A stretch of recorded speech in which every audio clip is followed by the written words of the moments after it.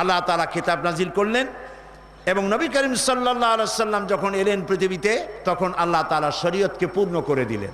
আগের নবীদের উপরে নামাজ ছিল, রোজা ছিল, সব কিছু ছিল, কিন্তু নবী করিম সাল্লাল্লাহু আলাইহি সাল্লাম যখন পৃথিবীতে এলেন আল্লাহ তাআলা পরিপূর্ণ একটি জীবন ব্যবস্থা তাকে দান করলেন। সেই জীবন ব্যবস্থার নাম কোরআন।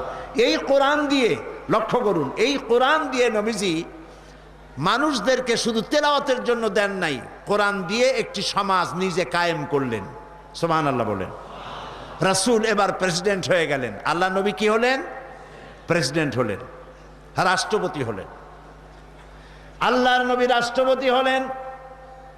কোরআন হলো সংবিধান, কোরআন হলো কনস্টিটিউশন।